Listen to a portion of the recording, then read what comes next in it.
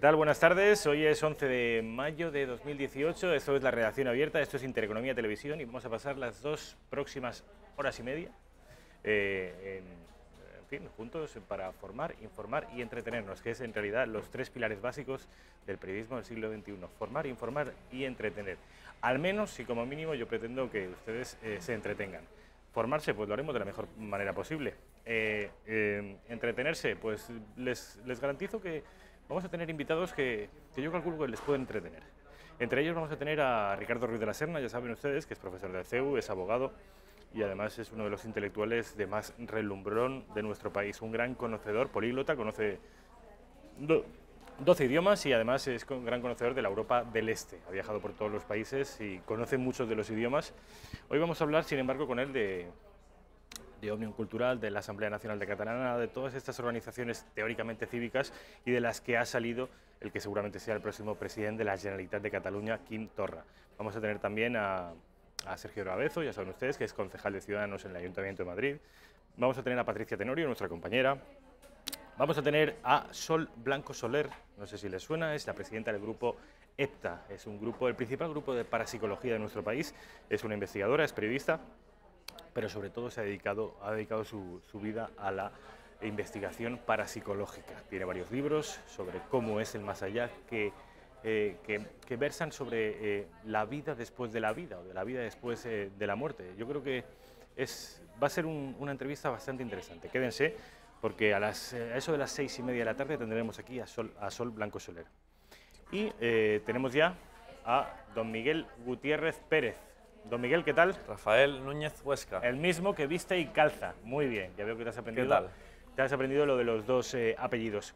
Antes de empezar, Miguel, a mí me gustaría preguntarte, que he visto que recibías un WhatsApp con una nota de audio de una chica que se llama Trini. Si fueras tan amable de sí, comentarnos me estaba de quién se preguntando trata. a qué hora salíamos hoy en la redacción abierta a hacer nuestro toque de actualidad. Y ya le he dicho que ahora mismo que estábamos en directo que sintonizara rápidamente Intereconomía. Ah, perfecto, perfecto. ¿Y Trini, que es una amiga, una hermana, una prima? Es una amiga cercana, sí. Es una amiga cercana. Trini. Una novia la llaman. Ah, una novia. ¿Y que es de Madrid, de Jaén? Está aquí de Madrid, sí. Bueno, pues nada, un saludo para Trini y muchas gracias por vernos. Están riendo el resto de compañeros. María Pérez también. María, vas a venir la próxima semana a contarnos también alguna noticia de actualidad y también de quién recibes tus mensajes. Vamos a empezar con la actualidad política, que versa en torno a la actualidad catalana, la actualidad separatista, por mejor decir. Carles Puigdemont, que saben ustedes que se le llena la boca y durante 2 años ha estado dando la matraca con la democracia. Bueno, pues él ha escogido, no por vías democráticas, sino por vía digital, de dedito, ha escogido a Quim Torra, que es el nuevo presidente. Va a ser el nuevo presidente, si finalmente le eligen los parlamentarios catalanes, que parece que va a ser así, de la Generalitat de Cataluña. Así, a vuela pluma, Miguel, ¿a ti qué te parece este señor? Bueno, por lo que hemos visto tweets que él ha ido publicando a lo largo de los años, parece bastante radical, ¿no? Incluso puede que roce la xenofobia, y parece que de esto estamos todos al tanto. Pero desde Junts pel Cat sí que gusta mucho el candidato Quim Torra, porque va a asegurar que siguen en la misma línea, en la línea de independentismo, que van a seguir luchando por ello, vamos. Vamos, si te parece, a ver y a escuchar a Carles Puigdemont escoger por vías democráticas, es decir, su propia democracia, la que él escoge, la que él elige, quién va a sucederle en la Generalitat de Catalunya. Carles Puigdemont. El nostre grup proposa al company diputat Quim Torra para la presidencia de la Generalitat. Nuestro grupo propone a nuestro compañero diputado Quim Torra para la presidencia de la Generalitat, para que pueda asumir esta responsabilidad en los siguientes días y para que pueda formar el gobierno de forma inmediata. Agradezco personalmente las fuerzas y el sacrificio de asumir un cargo con unas circunstancias que efectivamente son extremas para Cataluña. Con él recaerá la responsabilidad del gobierno interior, la defensa de los derechos nacionales de Cataluña ante un Estado autoritario que se niega a hablar, y la defensa de nuestras competencias y de nuestros recursos eliminados sistemáticamente. Un Estado autoritario, como siempre repitiendo la matraca del Estado autoritario, de que España no es una democracia y de que en realidad los verdaderos representantes del sentir popular y de la democracia son los catalanes, los separatistas en concreto. Parece que Quim Torra efectivamente va a ser el próximo presidente de la Generalitat, pero solo lo parece, no es seguro, no tenemos certidumbres. Efectivamente. Aún falta que su candidatura pase por el Parlamento de Cataluña y los dirigentes de Junts pel Cat y los de Esquerra le voten, pero ni aún así serían suficientes votos como para investir a Quim Torra. Faltan los diputados de la CUP. Los diputados de la CUP que ya advirtieron de que ellos, en teoría, se van a abstener, pero si votaran en contra, este candidato tampoco obtendría los suficientes votos como para ser investido. Y les advierto, parece que en las CUP, las candidaturas de Unitat Popular, que así se llama el partido de extrema izquierda y separatista, tampoco tienen claro ni siquiera que se vayan a abstener. ¿Podrían votar en contra? Vamos a verlo. Tres territoriales de la CUP han solicitado la celebración de un Consejo Político y GAP para revisar, para analizar y para debatir en relación a la investidura de Quim Torra, pero no la investidura de la persona de Quim Torra, sino para analizar la situación política actual. Podemos detectar en los agentes políticos republicanos, como son dejar de un lado la desobediencia y la unilateralidad, el asumir y acatar la intromisión del Estado español y de la maquinaria judicial del Estado español por encima de la soberanía del Parlamento. Bueno, ahí lo tienes, Miguel. No parece que vaya a ser seguro, ¿eh? No, seguro en absoluto, pero puede que este candidato sí que comulgue más con las ideas de la CUP, porque ellos son muy radicales, pero lo bueno es que al menos son coherentes, es decir, que ellos quieren la independencia, sea como sea, y van a luchar por ello. No llegan luego ante el juez y se les caen los pantalones, ¿no? Y cambian un poco el discurso para no acabar malamente. O se escapan, ¿no?, a otros países para evitar la justicia y evitar pagar por sus crímenes. Y veremos qué decide la CUP, que lo decidirá en los próximos días, y a ver cómo sale la votación en el Parlamento, si acaba finalmente Quim Torra, que es un muñeco de Carles Puigdemont. Es un títere, efectivamente, es un títere de Puigdemont. De hecho, precisamente ha sido designado por Puigdemont por su condición de títere. Cualquier otro candidato que se hubiera resistido un poco a ser teledirigido desde Berlín, pues habría sido descartado, como ha sido. Seguramente el Sartadi hoy no es presidenta de la Generalitat porque se negó a ser un monigote teledirigido desde Berlín. ¿Y a todo esto qué dice el gobierno? Bueno, pues que a tenor de las primeras palabras de Quim Torra, que dice que va a continuar con el procés y con las libertades nacionales, ya saben ustedes toda la matraca separatista, pues que se tengan las consecuencias. Además lo ha dicho literalmente el portavoz del gobierno, Íñigo Méndez de Vigo.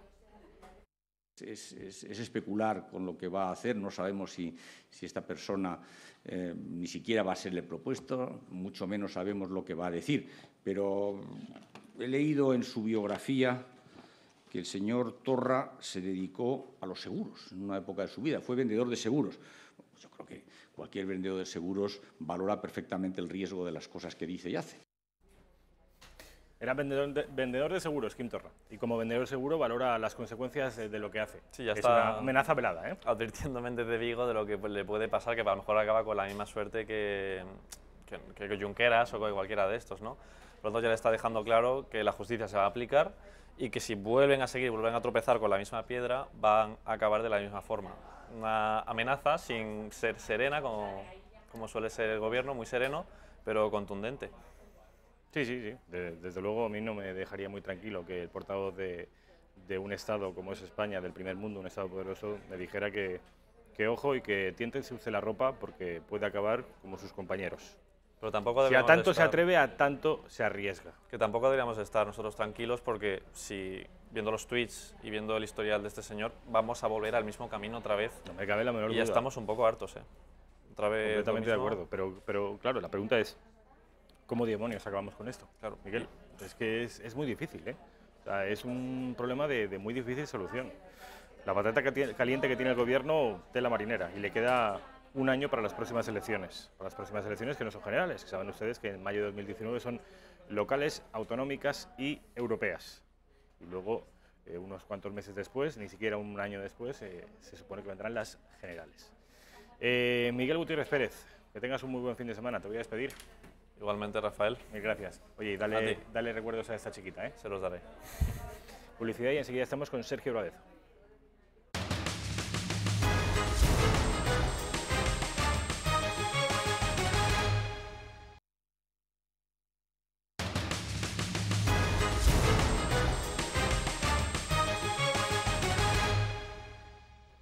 ¿Qué tal? Ya estamos de vuelta en la redacción abierta de Intereconomía con la visita del concejal de Ciudadanos en el Ayuntamiento de la capital de España, don Sergio Bravezo. Sergio, ¿qué tal? Muy bien, encantado de estar con ustedes. Me decía Sergio, antes de empezar, que tiene un vídeo en su cuenta de Twitter que tiene 10.000 y que por favor lo haga público para que puedan seguirle más gentes y que le demos a me gusta. Bueno, yo traslado simplemente tu petición, Sergio, que me pedías, por favor, que yo sé que tu programa lo ve mucha gente.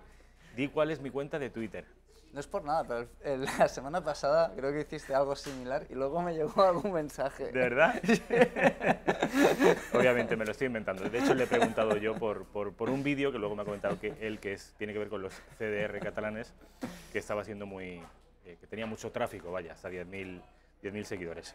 Al margen de las bromas, Sergio tiene una cuenta que además es muy activa, eres muy activo en Twitter.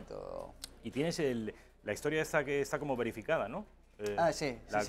La cuenta verificada para que todo el mundo sepa que esa es la cuenta verdadera, la mía, la oficial, la que pueden seguir y que obviamente, desgraciadamente, hay gente que utiliza mis fotos, utiliza mi cuenta. ¿Para pasarse por ti? Sí. ¿Ah, sí? Sí, por eso lo hice.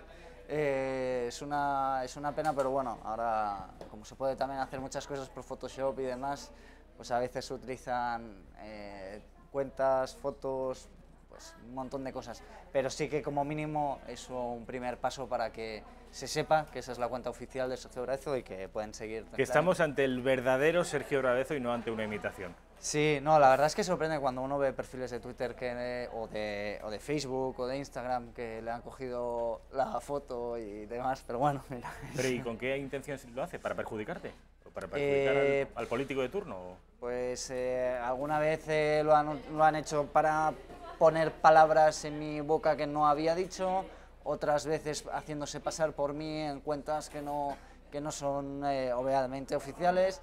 Y bueno, supongo que con intenciones que nunca lo sabré porque no conozco a esas personas, pero sí que obviamente cuando no vean que es una cuenta verificada, pues denuncien que no es la cuenta de Sergio Bravezo. Exactamente. Bueno, Sergio, te decía también, y esto sí que es verdad que te lo decía antes de entrar en directo, que no paran de salir encuestas, nuevas encuestas, macho, y que os ponen cada vez mejor, ¿eh? Sí, la verdad, a ver, las encuestas están diciendo que Ciudadanos está creciendo, que Ciudadanos tiene un proyecto atractivo, que vamos a tener un gobierno naranja en algún lugar seguro, vamos a ver dónde concretamente, pero sí que creo que es la buena dirección. Ahora bien, hay que plasmar todas esas ilusiones en realidades y ese es el camino que estamos haciendo y no es una falsa humildad guardiolista, ¿no? Guardiolista, sino es una realidad que la creo desde el corazón y desde la convicción. Vuestros críticos siempre dicen que crecéis porque es mucho más fácil hacer mítines que gobernar. Sí, desde luego que es mucho más fácil hacer mítines que gobernar, también es mucho más fácil no apoyar ningún gobierno y estar criticando desde fuera, y eso es justamente lo que no ha hecho Ciudadanos. De hecho, la situación que tenemos es bastante complicada y compleja. Digo eso porque tanto en la Comunidad de Madrid estamos gobernando, pactando con el Partido Popular, un partido que ha tenido en la Comunidad de Madrid recientemente un caso bastante grave de corrupción, luego a lo mejor hablamos de ese tema, y en Andalucía también hemos tenido otro pacto con el Partido Socialista, que también tiene el caso de los ERE, por ejemplo, y luego a nivel nacional con Mariano Rajoy pues hay un pacto de investidura. Por lo tanto, decir que tenemos una posición sencilla, a mí me parece que tenemos una posición bastante complicada, y recordar que hemos ganado las elecciones en Cataluña, no hemos podido formar gobierno por el número de representantes del resto de partidos. Hombre, yo sé que muchas veces la demás gente dice que puede ser fácil. Bueno, yo creo que es bastante complicada y ahora están viéndose los resultados de 10 años de trabajo. Los resultados de 10 años de trabajo. Ciudadanos, donde mejor resultados ha obtenido es precisamente la plaza más difícil, que es Cataluña. También es el lugar donde nacieron. Cataluña es el partido más votado, con diferencia, más que los separatistas. Y esto es algo que por lo que deben sacar pecho los ciudadanos y por lo que debemos sentirnos orgullosos el resto de españoles y el resto de catalanes que no son separatistas. En Cataluña están ocurriendo cosas. Una de las cuales es que vamos a tener un nuevo presidente de la Generalitat. Puigdemont, que se le ha llenado la boca de libertad, de queremos votar, del voto y de las urnas y de la democracia, ha señalado digitalmente con el dedito a su sucesor. sin pasar por las urnas ni nada por el estilo.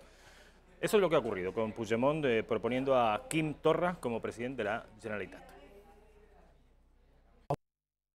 El nostre grup proposa al company diputat Quim Torra para la presidencia de la Generalitat. Nuestro grupo propone a nuestro compañero diputado Quim Torra para la presidencia de la Generalitat, para que pueda asumir esta responsabilidad en los siguientes días y para que pueda formar el gobierno de forma inmediata. Agradezco personalmente las fuerzas y el sacrificio de asumir un cargo con unas circunstancias que efectivamente son extremas para Cataluña.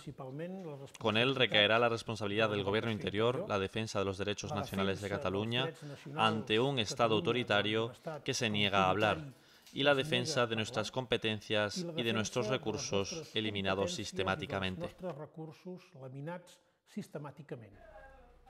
Bueno, ahí tienes al presidente de la Generalitat anterior, ahora un fugado de la justicia, proponiendo al que seguramente va a ser el siguiente presidente, Quim Torra. ¿Qué te parece todo esto? Luego hablamos de Quim Torra, pero ¿qué te parece, en fin, cómo se ha producido todo?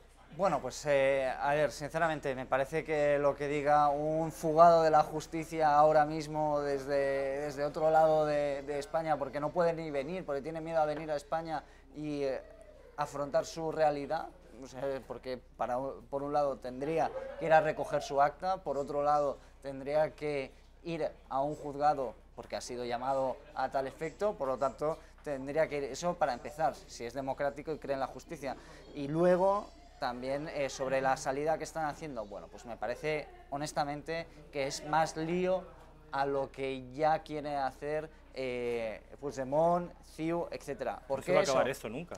Claro que no, porque he estado viendo ahora mismo que salía una nota de prensa también hablando a Arran, diciendo que no quería que Torra sea presidente. ¿Ah, sí? Ahora mismo, entonces, bueno... Eso se lo decía yo a los espectadores, que estaba garantizado el voto de Junts pel Cat, estaba garantizado el voto de Esquerra, pero la CUP, Arran, a la que se refiere Sergio, son las juventudes, los cachorros de las CUP, y ya están presionando para no investir a Quim Torra. Bueno, según dice Arran, rechaza la candidatura de Torra, es una mala opción a nivel táctico y estratégico. Por lo tanto, obviamente, Arran son las juventudes de la CUP, como bien decías, por lo tanto, bueno, eso también supongo que lo tendrá que hablar en Asamblea General la CUP y englobar esta situación.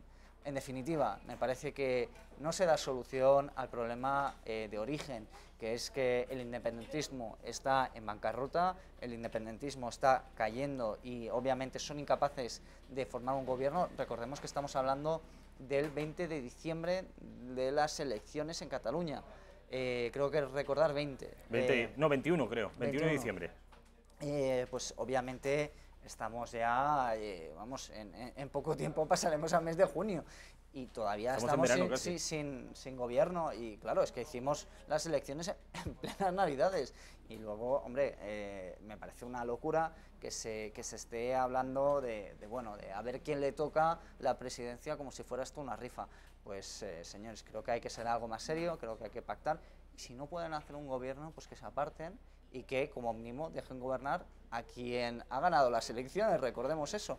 Pero bueno, también ahí Podemos pues está en su posición. Es que la situación actual, de verdad, como partido político nacional, pues uno se queda solo. Luego se sorprenden de que el resto de formaciones políticas no tengan apoyos en otras partes de España. Pero es que lo que está sucediendo en Cataluña, de verdad, es para hacérselo mirar, como dicen los catalanes, como digo yo, que soy un buen catalán, orgulloso catalán, pero que obviamente se siente 100% español. Solo faltaría.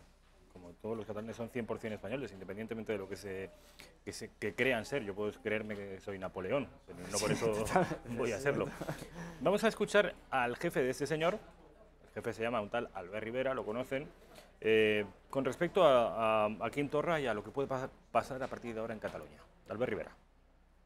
El señor Puigdemont ha conseguido algo que parecía increíble, alguien más radical que él para presidente de la Generalitat, ¿no? Una persona xenófoba, una persona radical que no respeta a la mayoría de catalanes ni al pueblo español y por lo tanto esto lo único que demuestra es que vamos a tener que estar muy vigilantes en la aplicación de la Constitución. No se puede levantar el 155 si no se garantiza el cumplimiento de la Constitución, si no se acata el Estatut de Cataluña, si no se pide perdón, en definitiva, a los catalanes y se pone fin al procés y si no se respetan todos los derechos constitucionales. Por eso nosotros le pedimos al Partido Popular, al Partido Socialista, que sigamos juntos aplicando el 155 hasta que haya una declaración explícita, nítida y clara de fin del proceso separatista. Mientras, la Constitución tiene que seguir rigiendo en Cataluña y, por tanto, nosotros somos partidarios de que hasta que no haya una declaración explícita y, en definitiva, un fin al procés, no podemos dejar de aplicar la Constitución en un territorio tan importante como Cataluña. Ahí lo que dice Albert Rivera es que hay que seguir aplicando el artículo 155. Sí, así es una de las cosas que ha dejado ya bastante claro, que hay que seguir con el artículo 155 y que no se puede obviamente dejar que fugados de la justicia vayan a votar, que obviamente gente que tiene una sentencia en breve tenga la opción en votar y que es ilegal. Es que recordemos otra cosa, estamos dejando que gente que está en cárcel vote, tenga un voto delegado. Bueno, yo creo que, sinceramente, una persona no se puede presentar a una oposición a la función pública cuando tiene una sentencia encima en firme, pero sí que puede presentarse como político. ¿Pero qué es esto? O sea, esta doble vara de medir, de verdad, es absolutamente inadmisible. El 155, pues obviamente, hasta que no se depure responsabilidades y una situación política mínimamente sana, pues no se podrá ir hacia adelante. Pero lo que dijo el Gobierno de España es que vamos a aplicar el artículo 155 hasta que haya un gobierno. Si lo va a haber, ¿por qué aplicar el artículo 155? Es romper el compromiso que una de las cosas que hay que tener muy claro es que se quería elecciones después justamente para acabar con la situación que teníamos, es decir, convocar el 155, convocar elecciones y obviamente sabíamos que había un periodo de transición. Este periodo de transición pues tenía que servir para ir depurando la situación que tenemos actualmente en Cataluña. Lo que no podemos hacer es dejar a la televisión pública catalana, televisión que es de todos y pagada por todos los españoles actualmente, que vayan etarras hablando tranquilamente y campando por sus anchas en los platos de la televisión pública. Es que de verdad, no puede ser que haya una manifestación pro-independentista y veamos a Otegi haciéndose fotos como si fuera un verdadero rockstar en las calles de Barcelona, sinceramente, y eso promocionado desde diferentes entes públicos. Es absolutamente inadmisible y uno lo ve desde fuera, como catalán está viendo esa situación y de verdad, o sea, duele de una manera muy profunda que tengamos una situación como esa y que haya gente que esté absolutamente engañada, porque eso es lo que está pasando, ¿eh? Recordemos eso, gente que está absolutamente engañada y no sabe lo que está hoy diciendo.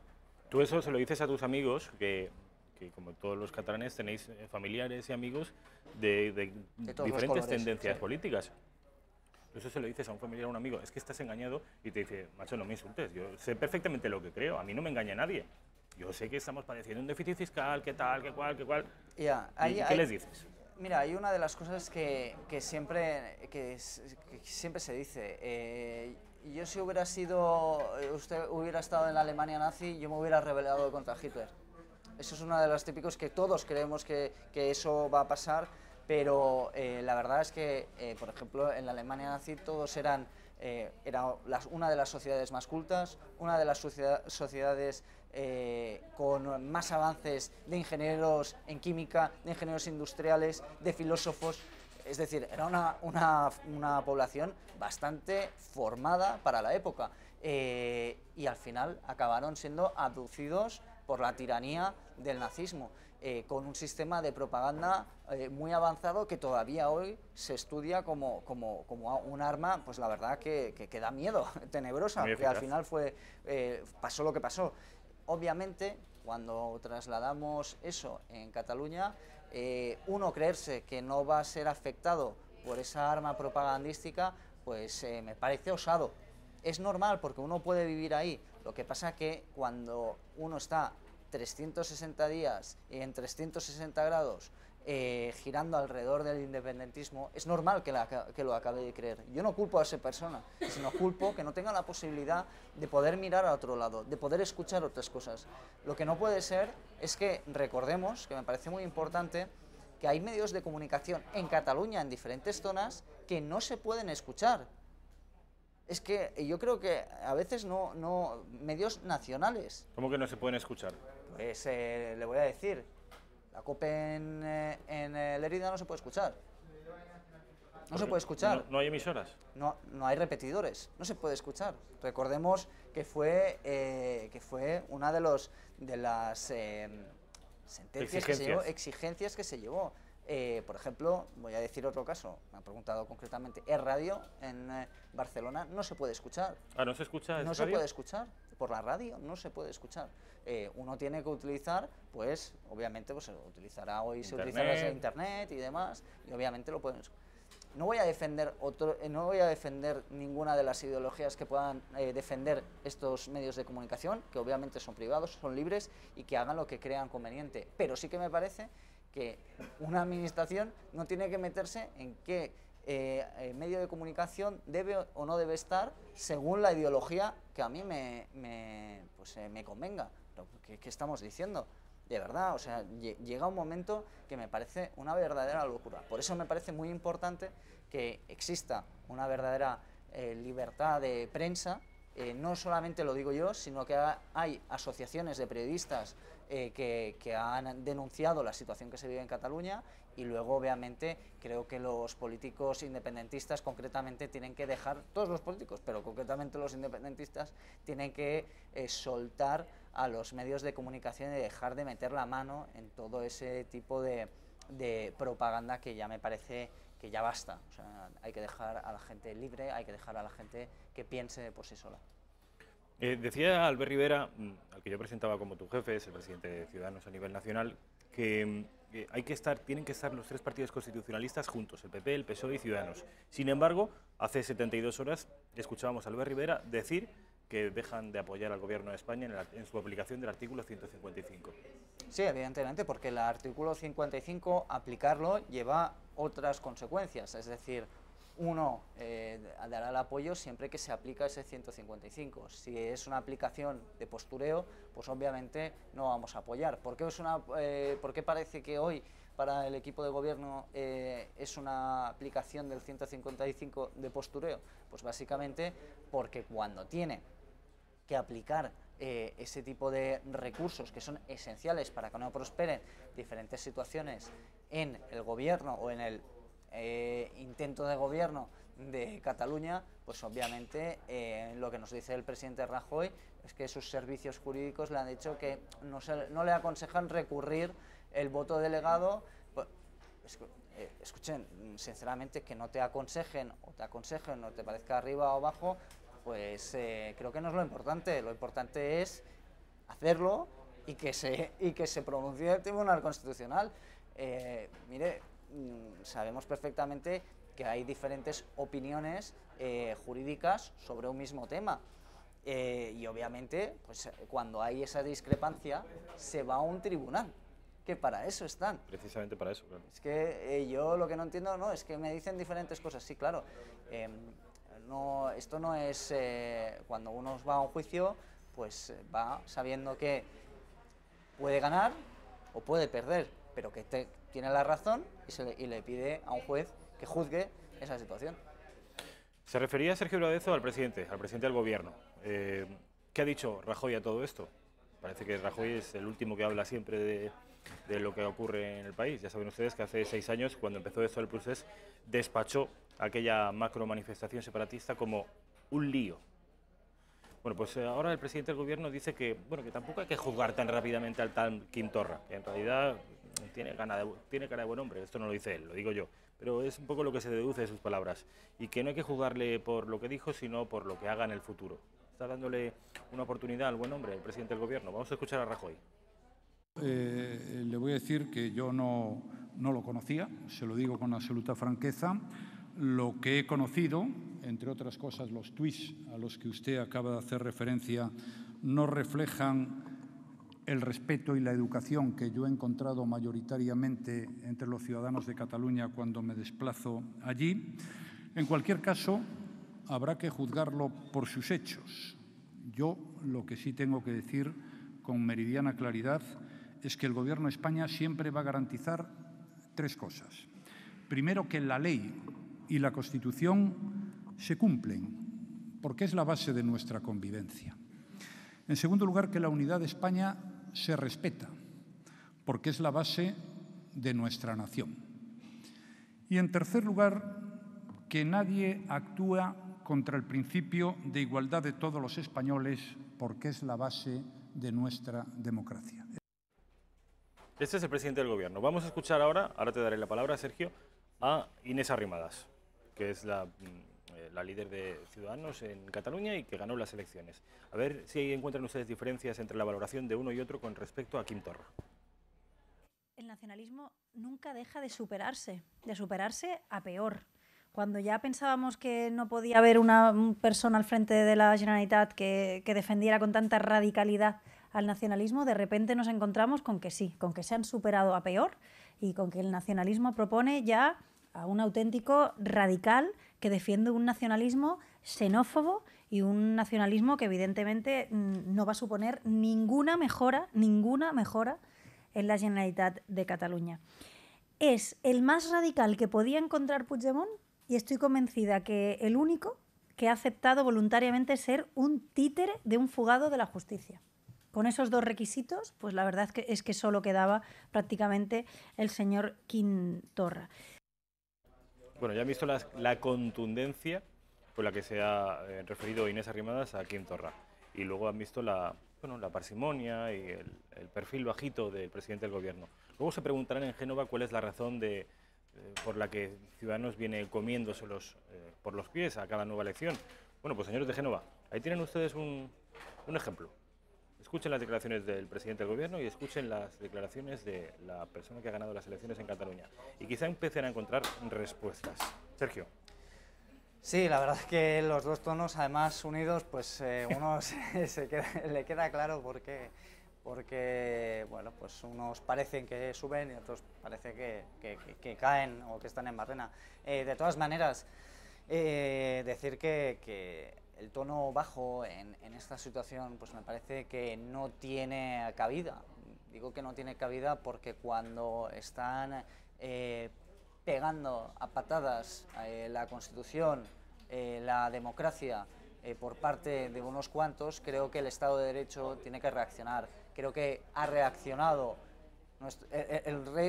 nuestro rey ha reaccionado, ha salido en 2 ocasiones pidiendo la unidad y la acción por parte de todos los partidos políticos.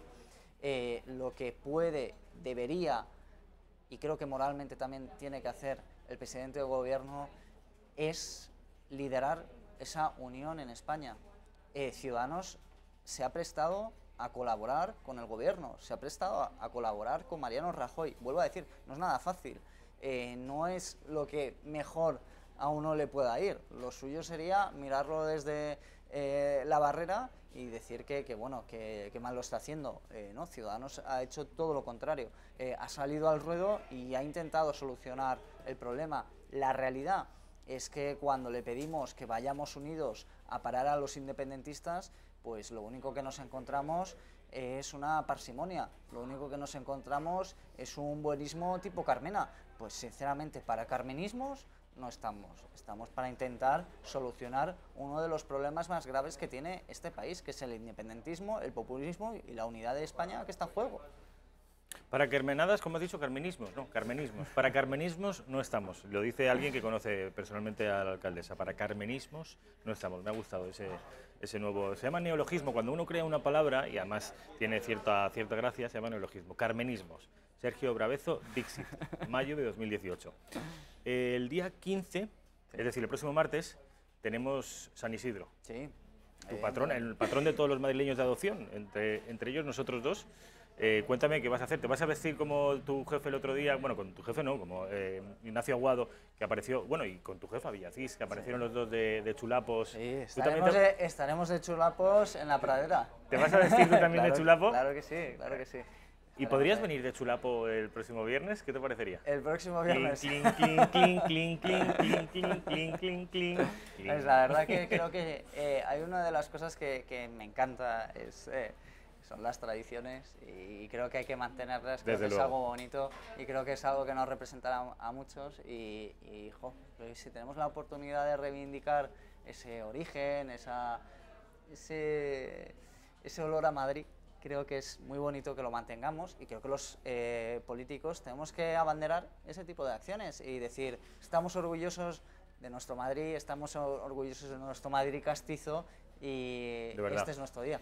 Y eso lo está diciendo además un barcelonés y también se lo dice un alcoyano, dos madrileños de adopción que estamos, hablo también por los dos porque sé perfectamente, lo hemos hablado alguna vez Sergio y yo, profundamente agradecidos a esta ciudad tan acogedora donde nadie te pregunta de dónde eres, donde nadie te pregunta quién son tus padres, cuáles son tus apellidos, aquí todo el mundo es bienvenido. Alguien describió a Madrid como el rompeolas de las Españas, aquí viene y todos nos mezclamos y es una ciudad de todos los españoles, nunca mejor dicho.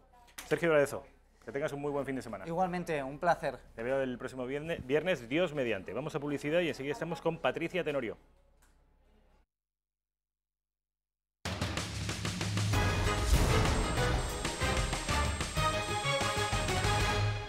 Ya estamos de vuelta en la redacción abierta de Intereconomía y tenemos a nuestra compañera Patricia Tenorio. Patri, ¿qué tal? ¿Cómo estás? Buenas tardes, Rafa. Buenas tardes. Saben ustedes que Patricia nos acompaña, iba a decir los viernes, no, en realidad nos acompaña otro día, pero... Los jueves. Es los jueves, sí, a ver. Patricia los jueves. Patricia con Z, como la princesa, ahora reina, que es Leticia.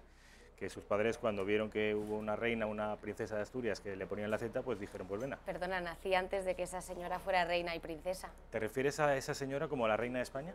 Esa señora. Nací mucho antes de que ella ya fuera... Ah, o sea que es original, ¿no? Sí, sí. Patricia, que será el nombre en italiano, quizá. Como quieras, Patricia. Patricia Pero Tenorio. vamos, no tengo familiares italianos, ni mucho menos. Bueno, Patricia viene a contarnos hoy una historia muy interesante. Saben ustedes que el gobierno de las Islas Baleares, que corre a cargo de Francine Armengol, que es del Partido Socialista de les Illes Balears, PSIB, bueno, está aplicando una política lingüística absolutamente liberticida, que está acabando con las libertades, que ya no solo tiene que ver con la educación pública balear, sino que también afecta, y sobre todo está siendo noticia en los últimos días, a la sanidad. ¿Las lenguas curan enfermedades? No, en absoluto. Lo que curan enfermedades son los médicos. Bueno, entonces habrá que traer a los mejores médicos, ¿no? Bueno, pues según las Baleares, no, los mejores no, los que sepan catalán. Oiga, yo es que soy un neurocirujano fantástico, pero es que soy de Valladolid. Pues usted se queda en la península. ¿Es esto básicamente así? Resumido, es eso, Rafa. A ver. Todo viene por una norma, una ley que han aplicado ya, es de obligar a los que se presentan a una convocatoria para la Bolsa de Empleo de la Sanidad Balear, la obligación de tener el B2 en catalán. Y además, Rafa, es un título que no es solamente hablarlo y entenderlo, no. El título B2 es más que para profesionales. Entonces, a una persona fija no le afecta, simplemente si tú eres un trabajador, eres enfermero, médico, psiquiatra y quieres presentarte a una plaza temporal o de interinidad, pues tienes que tener B2 obligatorio. ¿Qué pasa? Que ya el año pasado, a finales del año pasado, se empezaba a especular sobre esta medida, pero ya se ha aplicado. Y esta semana conocíamos los primeros resultados de esa primera convocatoria, en la que ya era obligatorio tener el B2, y vamos a ir viendo esos resultados, porque resulta que 6 de cada 10 personas que se han presentado... ¿El 60%? ¿Qué ha pasado con ellas? Les han tirado de esa convocatoria. Por no conocer el catalán. Por no conocerlo, no, porque pueden conocerlo, por no tener el título de B2, porque pueden ser de allí y hablar catalán o ser incluso catalán, pero si no tienen el título, les tiran. Vamos a hablar por departamentos. Si hablamos de radiología, se presentaron 795 aspirantes y tan solo 272 han pasado, lo que significa que 523 han sido excluidos, un 65,8%. También en técnicos de laboratorio, de los 649 presentados, 277 han sido admitidos y 372 excluidos, un 57,3%, como ves, siempre por encima de la media. Para anatomía patológica se presentaron 166, 64 han entrado y 102 les han tirado de esa convocatoria. Que es más del 60% excluidos. 61,4. Mira, estamos viendo ahí, eso por es, cierto, ahí los vemos. gráficos. Y por ejemplo, el más impactante, radioterapia, el último resultado, el 89,1% de los presentados fueron rechazados. De los 166 que se presentaron, tan solo se han aceptado a 18, ahí lo vemos, y han excluido a 148. Si hablamos... Me parece, Patri, me parece brutal. Me parece que la sanidad tiene que estar en manos de los más competentes. 166 aspirantes y solo quedan 18. Que 18, seguramente entre esos 18 no están los mejores. Es el dato más impactante, Rafa. Pero si vemos lo siguiente, vamos a hacerlo en modo de resumen. A ver. Se presentaron 1.776 médicos, psiquiatras, psicólogos, enfermeros, urgenciólogos. Pues de esos 1.776, 1.145 han sido rechazados. O sea que el 64,4% del total, por no tener el B2 en catalán, han sido excluidos de esta convocatoria. Ahora, bueno, si quieren, digamos, consolarse un poco, la Sanidad ha mandado un comunicado diciendo que cuando acabe la contratación, si hay huecos, entonces sí cogerán de ellos. Bueno, un consuelo, pero nada, de consuelo. Los resultados y los números son estos. Son estos, ahí tienen ustedes la cifra, 64,4. Prácticamente 2 de cada 3 han sido excluidos por no conocer una lengua regional. O 6 de cada 10, que es lo que decíamos al principio. 2 de cada 3 o 6 de cada 10, sí, sí. Más de 6 de cada 10, me parece una cifra brutal. Y además, Rafa, es un tema que yo llevo controlando un poquito desde el año pasado, que he ido siguiendo, porque de hecho estuve en Ibiza, porque es el Hospital Carnises, que es el único hospital público que hay en esa isla, y estuve entrevistándome con diferentes personas, diferentes médicos, urgenciólogos de todo tipo, y viendo los diferentes casos que se daban. Si quieres, vamos a ver una primera parte en la que hablamos con el sindicato de médicos, en el que hablamos con un psiquiatra, que nos dicen que realmente en 17 años nunca han tenido ningún problema con un paciente de que se hayan visto obligados a hablar en catalán. Lo vemos. A ver. Soy de Melilla, vine en el 1997, bueno, ya me considero de aquí, casi llevo media vida aquí, tengo mis hijos que son de aquí y estudian en catalán y hacemos los deberes en catalán y entendemos perfectamente el catalán. ¿Tienes el B2 en catalán? No, no lo tengo. Pero no lo necesitas. No lo necesito porque yo soy fijo, pero sí que lo podría necesitar, porque el decreto no solo va en un proceso de selección, sino va en procesos de traslado. Entendemos que es una medida política, sin sentido común, que antepone el conocimiento de una lengua cooficial a la profesionalidad de los trabajadores. Ya con problemas de sueño, que se levantan a las 4 de la mañana y no pueden conciliar sueño, porque claro, se ven amenazados su puesto de trabajo porque no lo tienen. Evidentemente esto es una medida que entristece y que va a hacer que mucha gente se vaya y que nadie venga. Y en caso de que esto siga así, ¿te has planteado tú y tu familia marcharos de aquí? Bueno, en principio no. No porque mi vida está consolidada, pero sí que son matices que sí que te hacen pensar y te hacen valorar si realmente merece la pena seguir aquí. Gustavo Lucas, psiquiatra del Hospital Carnises. Exacto. ¿Cómo está el sector de psiquiatría en este hospital? Pues bueno, el sector de psiquiatría siempre ha estado carencial, es decir, nos ha costado mucho conseguir psiquiatras que vinieran a la isla. ¿Dónde nació Gustavo Lucas? Yo nací en Valladolid. ¿Y tienes el B2? No, no tengo el B2, no tengo ningún título de catalán. Pero lo entiendes. De hecho, llevo 17 años trabajando como psiquiatra, es decir, trabajando con las palabras, que es como trabajamos nosotros con los pacientes. En 17 años no he tenido ningún problema. ¿Y alguna vez un paciente te ha dicho, oye, mira, Gustavo, no me hables en español, háblame en catalán?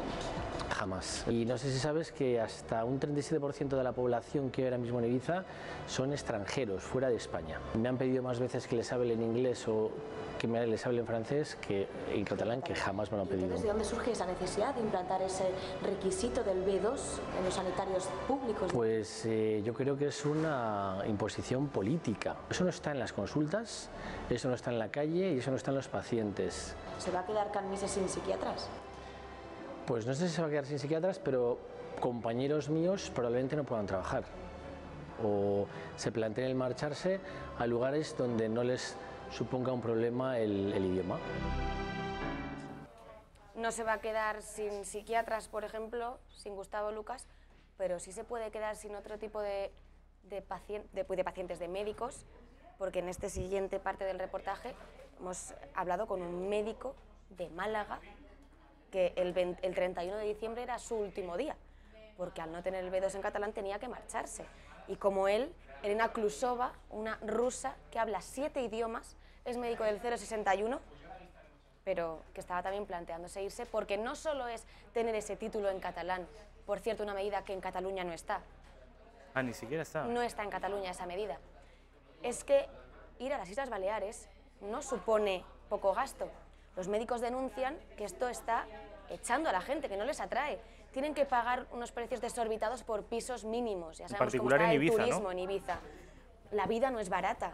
Y encima para trabajar ahí tienen que tener B2. No se presenta gente y los que se presentan les han echado. Si te parece, Rafa, vamos a ver esta segunda parte con estos médicos que o se tienen que ir o incluso se plantean irse. Don Enrique Cruz, médico de urgencias. Antes de que acabe el año usted se marcha de aquí. El día 28 es mi última guardia. ¿Cuál es el motivo? Son muchos hechos, pero bueno, uno de los detonantes, lógicamente, por el tema de la lingüística. ¿Tú de dónde eres? Yo soy de Málaga, natural. ¿Y tienes el B2 en catalán? No. Van a dejar de escapar a uno de los médicos más cualificados de urgencias porque no sabe hablar catalán. Exacto. Para mí es una frustración tanto personal como profesional el tener que abandonar la isla donde teníamos, lógicamente, pues un proyecto a nivel familiar. Yo tengo mujer e hija, y luego a nivel profesional me dejo grandes compañeros. Elena Klusova, eres una de esas 11 personas que fue denegada esa plaza de interinidad para el servicio de urgencias en Can Mises. Sí. ¿El motivo? El motivo es que no tengo el diploma del nivel B2 de catalán. ¿De dónde eres tú? Soy rusa. No tienes catalán, pero sabes otros muchos idiomas, ¿como cuántos? Sí, soy rusa, vivo en España desde hace 20 años. Soy trilingüe. Prefieren a un carnicero hablando catalán a un neurocirujano hablando español. ¿Te planteas marcharte de Ibiza? Es una cuestión la que me estoy haciendo todos los días, desde hace tiempo. Pero si aún encima me ponen como criterio no solamente hablar el catalán, sino que tengo que invertir mi tiempo, en vez de aprender electrocardiograma, ventilación mecánica no invasiva, no va a venir aquí nadie. Carlos Rodríguez, representante del Sindicato de Médicos de Ibiza y Formentera y también urgenciólogo. Sí, que quede bien claro que nosotros no estamos en contra de nuestro idioma, porque es el que hay, es el que tenemos desde hace siglos. Para yo o para otras personas curar, no necesitan saber el idioma. Vente a trabajar a Ibiza, que mira, es muy caro, no hay vivienda fácil, la vida está horrorosa. No.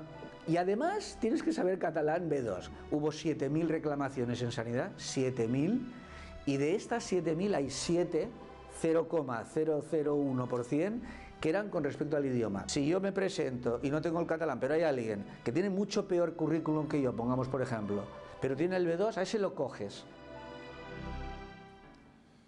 Increíble, que exigen antes el nivel de catalán que la capacidad de una persona para salvar vidas, curar enfermedades, etcétera, etcétera. Pues sí. Patri. Cuéntame, Patri. Rafa, te destacaba que, como decía este doctor, el sindicato de médicos, de 7.000 quejas que hubo en el año 2016, tan solo 7 eran por lingüística. O sea, ese porcentaje mínimo ha sido lo que ha llevado al gobierno de la isla a tomar esa decisión de obligar a aplicar ese B2 en catalán. 7 de 7.000. El 0,01, como decía este señor, además un señor con un marcadísimo acento catalán. Me parece una locura todo, me parece una locura. Yo te quiero dar la enhorabuena por el trabajo que hiciste, me parece fantástico, porque yo le confesaba mientras estábamos viendo el vídeo que sí le había costado mucho, y me decía Patrick que sí, porque tengan ustedes en cuenta que son trabajadores que están dando la cara descubierta, y están hablando muchas veces contra sus propios intereses, porque los que gobiernan allí son los que han implantado este modelo lingüístico. Me parece una salvajada, me parece una locura, y me parece que es tirarse piedras contra su propio tejado. De hecho, ese testimonio que se veía en la calle y que se oía con viento era porque nos habían echado ya del hospital. Llevábamos todo el día de las 7 de la mañana haciendo entrevistas en el hospital, dentro, habiendo pedido permisos previos, y esta última ya nos echaron fuera, y el médico, en este caso, súper amable, quiso reivindicar sus derechos y contar por qué se marchaba de la isla. Sería interesante, ¿sabes qué, Patrick? Saber qué ha sido de esta gente. De esta rusa, esa señora rusa que sabe 7 idiomas, pero que por no tener el B2 no puede seguir, o este señor malagueño. No sé, me parece que son... Nada, tendrás que proponérselo al señor Vance para que me mande, yo abierta pues sería interesante, a seguir investigando. Sería interesante a ver qué ha sido todo esto, porque esto es de hace unos meses, pocos meses. Ahora la cosa se ha puesto incluso más dura, porque se están empezando ya a aplicar de manera efectiva esta política liberticida. Liberticida en el sentido de que va contra las libertades. y contra las libertades y contra el talento. En vez de atraer el talento, estamos disuadiendo a los talentosos. Si Ibiza es cara, Ibiza es pequeña, Ibiza no tiene ocio, Ibiza me está pidiendo que hable un idioma que es muy minoritario, pues ¿a quién vas a traer? ¿Sabes a quién? Y quizás lo que pretenden, a los catalanes, para catalanizar las Islas Baleares, que al fin y al cabo es lo que quieren. Yo ahí no me voy a meter. Lo único que sí quiero decir, este legado, digamos, que es lo que ellos me han transmitido, estos médicos, es que lo que quieren es que el catalán sea un mérito y no un requisito para trabajar en la sanidad balear. Un mérito y no un requisito, pues eso sería razonable. Es decir, como dirían los catalanes, mes a mes, cuanto más mejor. Si además de saber inglés para los extranjeros sé catalán, pues mejor, pero no me cierre usted la puerta. En fin, Patricia, lo dicho, que enhorabuena, mil gracias por habernos traído estos testimonios que son muy interesantes, y hablaré con el director de esta cadena para ver si, y más sabiendo tu predisposición, por favor, para ver si sabemos qué fue de esta gente, que fue hace 4 meses o 5 meses estos testimonios. Lo dicho, mil gracias. Antes de irme, sí. Esta noche no se pueden perder en esta casa a las 10 de la noche, 6 mujeres sin piedad, el invitado de hoy, Arturo Fernández, el empresario, que por cierto nos ha hablado de muchas cosas, nos ha hablado de muchas polémicas en las que se ha visto envuelto y ha salido del paso. Yo te diría que es con el que menos piedad hemos tenido, ¿eh? Menos piedad. ¿Le habéis preguntado por el pequeño Nicolás? Por supuesto. Y le hemos puesto fotos incluso. Fenomenal. Pues nada, ya saben ustedes, ¿a qué hora va a ser? 10 de la noche. 10 de la noche. Ahora verán ustedes un adelanto de lo que pueden ver en Intereconomía Televisión esta noche a las 10. Les dejamos con ese adelanto, publicidad, y enseguida estamos con Sol Blanco Soler, ya saben ustedes, para psicóloga. Un invitado. 6 mujeres. ¿Quién será el valiente? Puede ir a investigar lo que quiera porque no he hecho nada que se pueda ocultar, soy muy transparente y de repente dicen que la tarjeta es opaca. Y es que todavía no me lo puedo ni explicar. Este viernes a las 10 de la noche, 6 mujeres sin piedad con Arturo Fernández.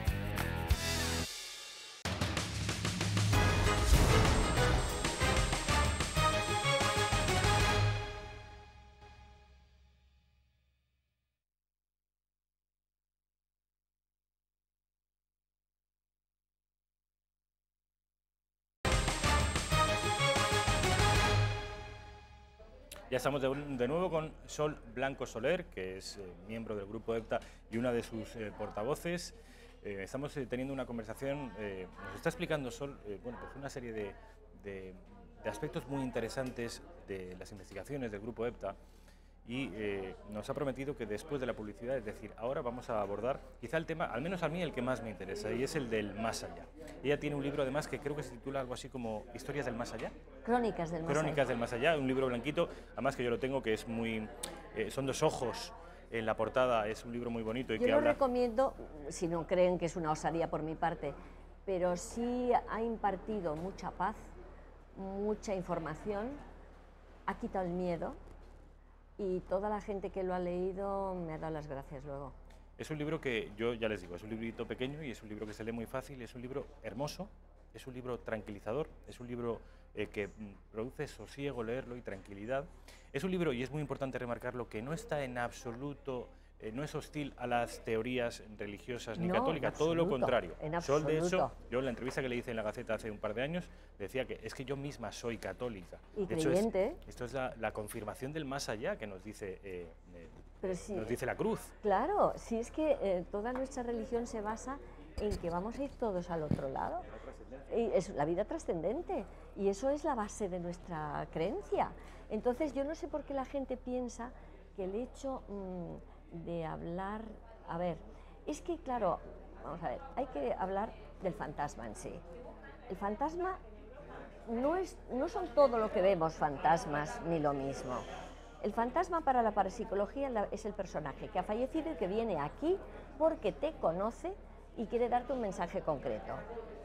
Ese es el fantasma real, que no siempre pueden, porque ellos siempre te dicen, es que se me ha permitido venir a verte, por lo tanto hay unas normas, unas leyes en el otro lado que funcionan y que parece ser que una vez que llegamos allí, pues tenemos que atenernos a ellas, del mismo modo que cuando estamos aquí hay unas leyes físicas, unas leyes... Los espectadores de la redacción abierta, cuando escuchen a Sol Blanco Soler hablar del otro lado, con esa naturalidad, sí, se preguntarán, vale, pero ¿qué demonios es el otro lado? Tengo yo un fragmento muy cortito de la entrevista que le hice a Sol, que dice así: Sol Blanco Soler se refiere a las teorías cuánticas, claro, ojo, ya estamos hablando de ciencia, no de paraciencia ni de parapsicología, que según ella podrán justificar muchos de los fenómenos físicos que hoy no podemos explicar. Esto ya nos lo ha dicho antes. Y pone ejemplos: la teoría de las cuerdas o la teoría de los agujeros de gusano. Y me decía eso hace un par de años, igual que hay agujeros negros que comunican dos espacios, también existe el llamado puente Einstein-Rosen, de Albert Einstein y Nathan Rosen, que son sus autores, que comunicará diferentes dimensiones. Parece que aquí está lo nuclear, ¿no?, del asunto. Claro, es que vamos a ver, lo que nosotros llamamos el otro lado, lo que nosotros llamamos el más allá, no tiene por qué ser un lugar, como diríamos, como abstracto, sino que puede perfectamente ser una de las dimensiones que la física ya está estudiando, porque está estudiando hasta 11 dimensiones, y que nos dice que a lo mejor dentro de esas 11, una de ellas es a donde vamos después de vivir esta vida. Lo que está claro es que es otra dimensión, con una reglamentación que es mucho mejor que esta, no lo olvides. Cuando llegamos allí se nos da un cuerpo energético. Quita miedos, ¿qué es lo que tú quieres? Claro, se nos da un cuerpo energético de una vibración mucho más alta. Allí no hay las mezquindades, las tonterías, porque muchas veces me dice la gente, no, es que viene un muerto a chuparme energía. Vamos a ver, ¿para qué va a querer un muerto chuparte una energía asquerosita que tenemos y totalmente densa? Cuando vas a obtener luego allí una energía fantástica, mucho, por eso no entran dentro de nuestro campo visual, porque la composición energética que tú adquieres después de morirte tiene una vibración mucho más alta que el nivel nuestro. Entonces nosotros ya sabes que tenemos como dos orejeras puestas aquí. Nuestro espectro visual es muy pequeñito, no vemos ni el ultravioleta, no vemos ni los rayos X, es decir, hay miles a la derecha y a la izquierda del espectro que no somos capaces de ver, y eso no quiere decir que no existan, están ahí. Pues del mismo modo, si físicamente, matemáticamente se han demostrado ya 11 dimensiones, ¿por qué cerrarnos a la posibilidad de que ese otro lado, ese más allá donde vamos, pues no sea otra dimensión? Sí, ¿y qué?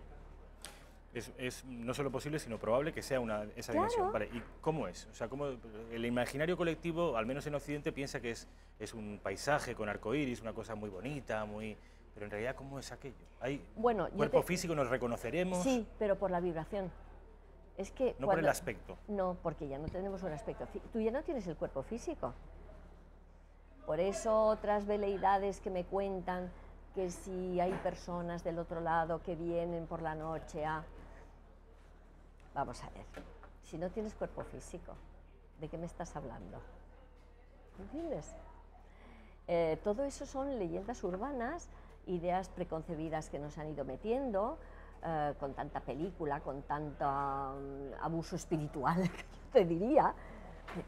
Aquello, tienes que darte cuenta que cuando nosotros morimos, no pasamos directamente al otro lado plenamente. Hay una interfase que llamaba Sinesio Darnell, un español, que llamó a esa dimensión, mini dimensión entre medias, que es como un colchón entre las dos, que es la interfase. Lo normal es que tú, cuando te mueres, pases rápidamente por esa interfase y te integres directamente a ese otro lado. Ese otro lado que te hacen pasar la película de tu vida. No es que te juzgues, es que es lo terrible, es que te juzgas a ti misma, porque te plantean toda la película de tu vida objetivamente. Y creo que es muy duro, te dicen las comunicaciones que lo más duro cuando llegas al otro lado es ver tú mismo, tu comportamiento objetivamente. No siempre matiza, ¿por qué yo tenía esta disculpa? ¿Por qué yo tenía este tal? ¿Por qué? ¿Qué consecuencias tuvo esa actitud tuya en los demás? Que es lo más grave de todo. Es decir, te quiero decir que... Ese colchón del que hablas, en función de que puedes pasarlo rápidamente o te quedas ahí, ¿es tu propia elección? No, te quedas ahí, que yo lo pongo en el libro ese, el más allá, los primeros pasos no son siempre fáciles, me parece que lo puse en el capítulo, y es porque la gente cuando pasa al otro lado, primero puedes encontrarte con que haya gente que no se ha dado cuenta que se ha muerto, que los hay, ¿eh? Nosotros nos hemos encontrado a muchos, y es un poquito delicadito decirles que es que se han muerto, y que todo lo que les pasa es que se han muerto. Unos te dicen que no, que es que siguen trabajando porque tienen que pagar una hipoteca, otros que se han quedado porque no, yo no estoy muerto, es que estoy intentando que mi hija no venda la casa que le he dejado. Te estoy diciendo, ¿por qué? Porque llegas allí... Pero si no se podrán comunicar con sus semejantes... No, porque la muerte no te hace perfecto. Entonces tú, al llegar, llegas con tus cualidades. Si has sido mísero, si has sido envidioso, si has sido celoso, si has sido avaro, si has sido, ¿cómo te diría yo?, déspota, te quedas aquí porque lo que tú sigues viendo es lo que te atrae. Todo eso tiene su fase de evolución, de maduración, diríamos, en el que te das cuenta de que verdaderamente quedarte cerca de aquí no adelantas nada, es una estupidez, ¿entiendes? Teniendo esa otra oportunidad maravillosa. Así que yo recomiendo siempre, fuera miedo, el más allá siempre es mejor que este. Si nos quedamos en la interfase es por culpa nuestra, por nuestros... Lo de la interfase, aquí hay algo que dices con respecto a esa interfase. Cuenta Sol que las personas ya fallecidas nos ven, sobre todo, en la primera fase de su camino. ¿Te refieres a esa interfase? Ahí es cuando nos pueden ver, luego ya no nos dejan de ver. Es que, ¿sabes lo que pasa? Lo que está demostrado es que puedes comunicar fácilmente con esas personas en la interfase, que es casi siempre lo que hacemos nosotros. Solucionamos muchos problemas a gente fallecida que tiene problemas, pero es que tiene problemas porque no está bien encauzada. A ver, se ha quedado aquí atascada por tonterías, porque consideran unas cosas, una importancia tan enorme. Dime una tontería. Pues eso que te decía, que uno la que hipoteca de la hija. No, uno que nos decía, dice, no, es que estoy indignado porque mi hija le he dejado la casa y me la ha vendido. Claro, yo ya, porque como puedes intervenir entre Aldo y Paloma, le dije, bueno, pero qué tontería, si tú le has dejado la casa a tu hija con la casa ha hecho lo que le ha dado la gana. ¿Quién eres tú? ¿Cómo tú la vas a porque decía, es que la voy a terminar desheredando. Digo, pero bueno, desheredando desde el otro lado. Tú no estás bien de la cabeza. Era un aristócrata madrileño, te advierto, y tenía muy mal café. Me llamó tonta, a Paloma la llamó bruja, bueno, de todo. Sí, a mí me llamó tonta porque, claro, me dice, desde junio, así. Y me dice, no, bueno, ahora me voy a ir de vacaciones. Digo, ¿qué te vas a ir de vacaciones? Digo, hombre. Y dice, sí, no sé si irme a San Sebastián o a la Granja, pero así muy serio, y claro, yo ya, el pitorreo era bastante gordo, digo, vamos a ver, ¿y cómo te vas a ir a San Sebastián a la Granja? Dice, ¿qué pasa, eres tonta? Pues ¿cómo voy a ir en mi coche de caballos? Así me contestó. O sea, que era un señor que había muerto quizá hace 2 siglos. No, vamos, en 1840. ¿Y por qué seguía en ese paso Porque intermedio? estaba emperrado en que la casa donde vivía la que nos llamó, que había sido dueño de toda la casa, él se había... Porque hay una cosa muy curiosa, cuando tú llegas a esa interfase, tú tienes la capacidad de crearte como una realidad virtual, como si te pusieras las gafas de realidad virtual. Entonces este señor en el dormitorio de esta chica se recreó el antiguo despacho que él tenía, y él decía que es que él tenía muchos papeles muy importantes que guardar y que él se tenía que quedar en su despacho. Toma ya. Y entonces, bueno, ¿sabes quién vino? Yo no sé si esto es muy edificante, pero ¿sabes quién vino a recogerle? No su mujer. Supongo yo que su mujer estaría tan harta de él que no. Pues vino una amiga muy fuerte a por él, con todo el cariño del mundo, y se fue como un corderito. ¿Y fue quizá gracias a vuestra intervención? Claro, claro. O sea, vosotros provocáis que... Claro, nosotros siempre hablamos con él y luego le hacemos recordar su muerte, porque hay veces que no saben que están muertos porque no recuerdan que se han muerto. Entonces tienes que recordarles un poco, pero tú estabas mal o tú estabas en el hospital, ¿qué te pasaba? ¿Sabes? Hacer como una especie de vuelta atrás, de bucle atrás. Entonces, una vez que ellos ya están convencidos de que están muertos, pues les empiezas a preguntar, bueno, ¿y tú estabas casado? ¿Y tienes a tu mujer? a tus hijos y tal. Nosotros hemos tenido sacerdotes que han venido a por ellos, sacerdotes a lo mejor que les habían casado, que les habían bautizado y que vienen a recogerlos. Nosotros hemos tenido hasta un perrito maravilloso, una mascota que vino a recoger a un niño, porque no venía nadie de la familia y nosotros ya no sabíamos qué hacer.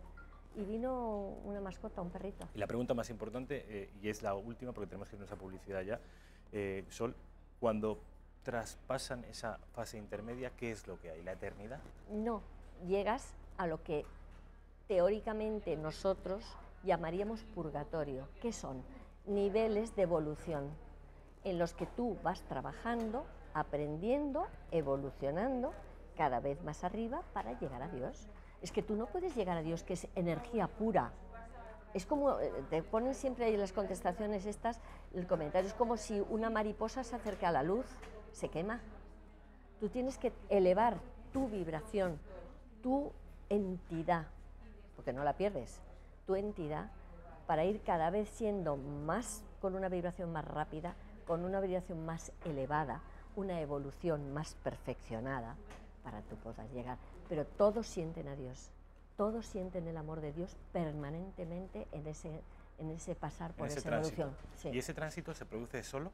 ¿Dónde están tus familiares, tus padres? Es que depende de la evolución que tengan tus padres y tus amigos.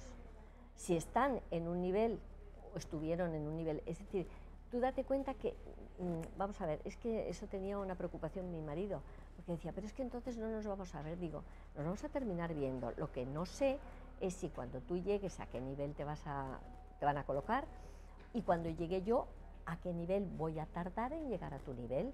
Pero es que piensa que el tiempo y el espacio allí no existe. Es decir, esa obsesión que tenemos, ¿y cuánto va a tardar ese proceso? Si es que el tiempo no existe allí. La medición del tiempo no existe como tiempo. Bueno, hay una cosa segura, y es que tarde lo que tarde se van a encontrar. Los seres que nos se quieren... vamos a encontrar, e incluso los de mayor graduación, diríamos, los de mayor evolución pueden bajar a un nivel más bajo para visitarte, incluso para ayudarte. Fíjate si es curioso y bonito esto. Qué hermoso, ¿eh? ¿Ustedes pueden creerlo o pueden despacharlo? No, yo lo cuento Eso es algo por que mi siempre experiencia. lo dice siempre Sol en sus libros. Yo no pretendo convencer a nadie. Yo convencer a nadie. Yo cuento mi experiencia personal. Mi experiencia personal. Pues ahí queda. Si a ustedes les parece una cosa hermosa, pero que no es real, pues están absolutamente en su derecho. Y si quieren ustedes saber más, ya saben ustedes, grupoepta.com, y aparte si meten ustedes Sol Blanco Soler en Google, tiene una bibliografía con varios libros publicados donde cuenta de manera más exhaustiva todo esto que nos ha contado, por cierto, tan bien y de manera tan didáctica. Sol, ha sido un placer tenerte aquí. Gracias a vosotros. Mil siempre. Gracias, de verdad. Siempre que puedo aportar esto, información a la gente, creo que vale la pena. Además es lo primero que nos ha dicho, nosotros hacemos esto para ayudar y luego también para satisfacer nuestra inquietud intelectual y personal, pero para ayudar. Bueno, pues yo creo que seguramente hayas podido ayudar a mucha gente, muchas personas que nos están viendo hoy. Eso espero. Mil gracias, Sol. Gracias a vosotros. Publicidad, y enseguida estamos con Ricardo Ruiz de la Serna.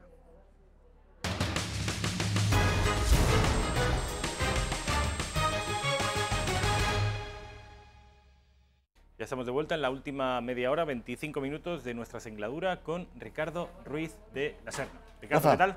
¿Cómo estás? Muy bien, buenas tardes, bien hallado, siempre es un placer que estés con nosotros. Además, se han dado una serie de circunstancias que han impedido que Ricardo esté con nosotros en las últimas, creo que 2 semanas, de manera que teníamos ya ganas de hablar contigo.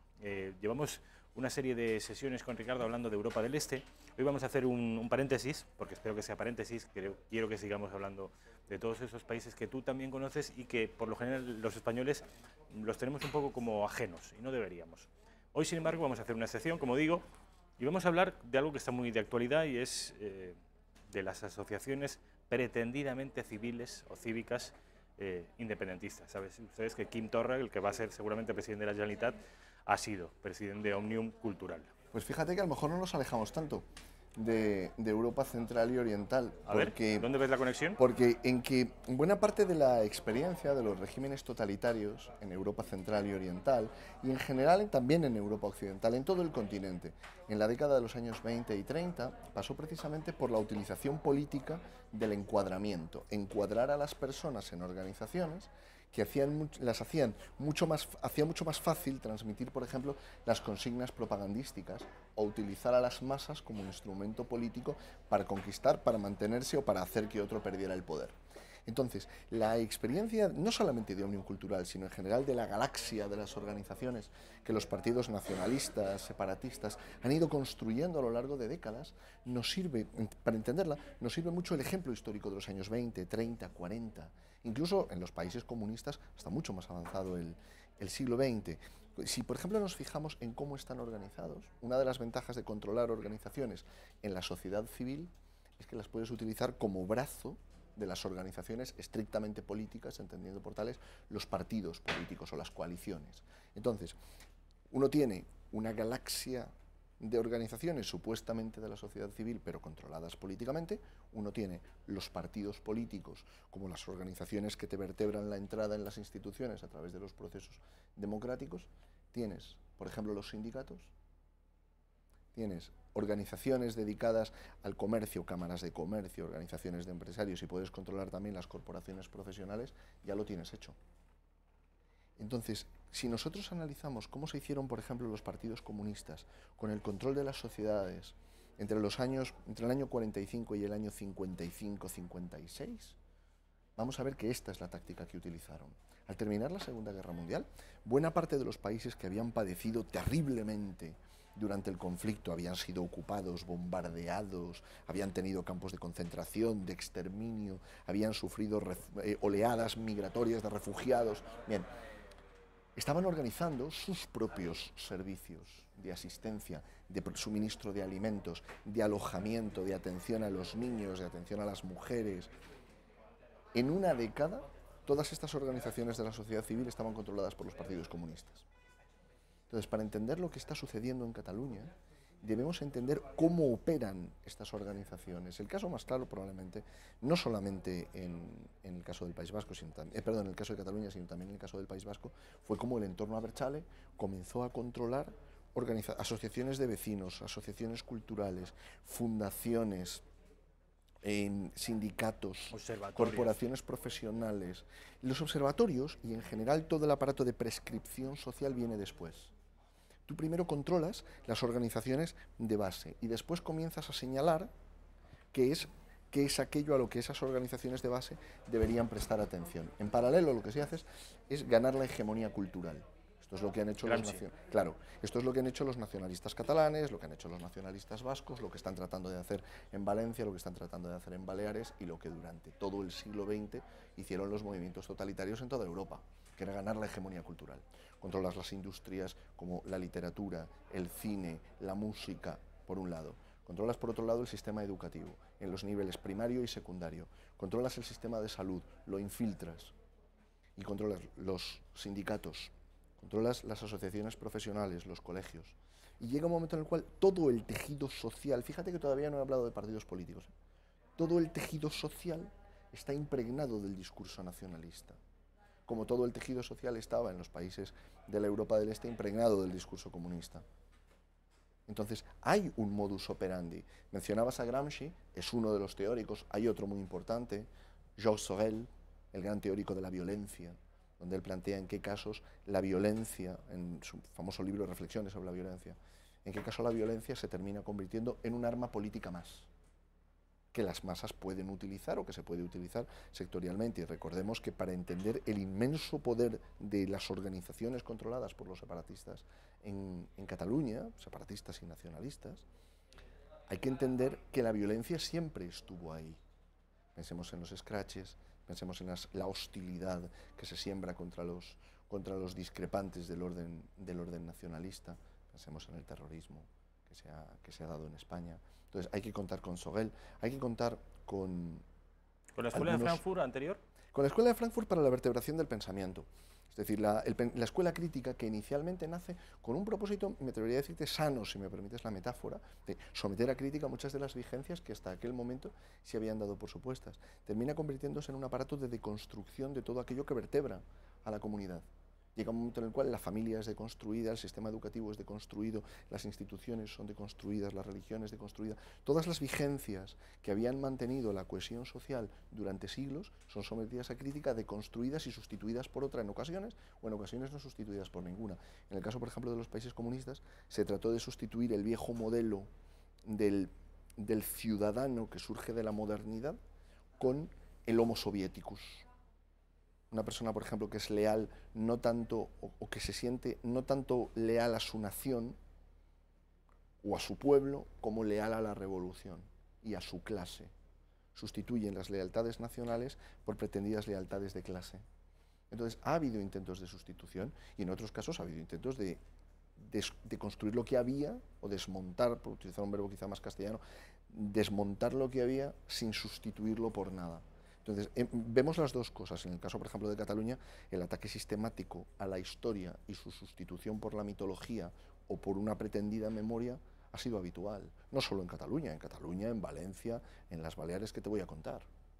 Entonces, si es necesario a veces volver la vista a Europa central y oriental, que hemos hablado muchas veces de ella, para comprender lo que está sucediendo en Europa occidental. Sin embargo, se hace la comparación, el símil se suele hacer más con el nacionalsocialismo que con el comunismo. Lo que pasa es que el nacionalsocialismo, que utilizó estas técnicas, sí, sin la menor duda, primero, bebe de fuentes similares, por ejemplo, el pensamiento revolucionario, pierde la guerra, entonces conocemos su evolución solo de forma limitada. Es posible, si analizamos antes de la guerra, es posible que pudiéramos alcanzar conclusiones muy similares si hubiéramos tenido un Reich, que afortunadamente no se produjo, un Reich que se hubiera perpetuado 1000 años. La evolución de la sociedad alemana, por ejemplo, nos muestra que cada vez eran necesarias mayores dosis de propaganda, mayores dosis de manipulación para mantener los mismos efectos. A ver, explica esto. Me parece muy interesante. La historia de la propaganda nos muestra no solamente su poder, nos muestra también sus límites. Cuando los nazis lanzaron una campaña para la supresión de los crucifijos en las escuelas de Alemania y en particular en las de Baviera, uno podría haber pensado, caramba, si lo ordenaban los nazis, lo controlaban el Estado, controlaban las agencias de seguridad, ¿cómo no lo iban a conseguir? Bien, no lo consiguieron, fracasaron. Fracasaron. ¿Por qué? Porque la resistencia de los ciudadanos era todavía fuerte. Era todavía fuerte. Entonces tuvieron que aumentar los esfuerzos propagandísticos, tuvieron que incrementarlos. Entonces, no sabemos, no tenemos tanta muestra como tenemos con las sociedades comunistas para comprender qué hubiera sucedido. Podemos anticipar muchas cosas. Por ejemplo, sabemos que para algunas de las violaciones de derechos humanos y de crímenes de guerra, crímenes contra la humanidad, genocidios que los nazis cometieron, tenían que suministrar grandes dosis de alcohol a los soldados. Era necesario alcoholizarlos o era necesario drogarlos. Tiene hasta cierto punto sentido. Es decir, al margen del poder de la propaganda, hay una dimensión humana en nosotros.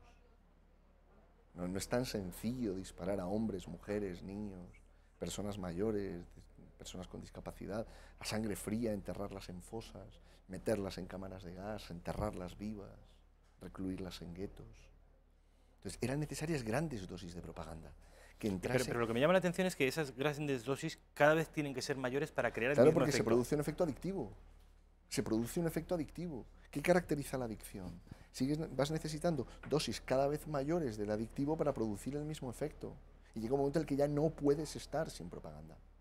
Si te falta, se produce una quiebra de la sociedad, que fue lo que pasó en las sociedades postsoviéticas. De manera que, aplicando ese diagnóstico al caso catalán, si bloqueáramos la TV3 y dejáramos de financiar los panfletos separatistas y todo ese universo de el nacionalismo entraría en crisis. No podría sobrevivir sin la propaganda. Sin el aparato propagandístico, el orden nacionalista, el orden separatista no puede sobrevivir. Pero entendiendo por el aparato propagandístico, cuidado, no solamente la comunicación de masas, del sentido de medios de comunicación, entendiendo las industrias culturales, el sistema educativo, el control de los cuerpos intermedios. Los soviéticos distinguían entre la propaganda, que iba dirigida, por poner unas comillas, a las élites, a lo que ellos llamaban la inteligencia, periodistas, escritores, pintores, músicos, novelistas, incluso poetas, aunque los poetas tenían tenían cierta... no tenían carta blanca, pero eran algo más flexible porque la poesía era minoritaria y aún así hubo poetas que sufrieron una represión terrible, como fue el caso de Osip Mandelstam, uno de los grandes poetas de la literatura rusa, soviética, cuya esposa Nadezhda Mandelstam tiene un libro muy conmovedor sobre la experiencia, ¿no?, de Osip Mandelstam y de ella misma. Entonces decía que controlas la industria cultural, esto es propaganda y además necesitabas agitación. Esto es lo que hacen todas estas organizaciones. Agitación, movilizan a las masas, crean la apariencia de falsos consensos, alimentan la espiral del silencio. La espiral del silencio es cuando una persona no se atreve a decir lo que piensa porque está calibrando la opinión de lo que piensan los demás y teme quedar en minoría, teme quedar señalada. Entonces calla y se crea una apariencia de falso consenso, pero en realidad no hay un consenso sobre esto. Esto es lo que se rompió el 3 de octubre. De repente sale el rey y hay un mensaje con todo el peso institucional de una monarquía secular, secular en el sentido de siglos, no del siglo en el sentido de secularidad, ¿no?, de una monarquía antigua de siglos, y salen millones de ciudadanos, y particularmente en Cataluña, que se oponen al orden nacionalista, que no habían estado callados ni silenciosos, habían estado silenciados. Se había alzado en torno a ellos un muro de silencio.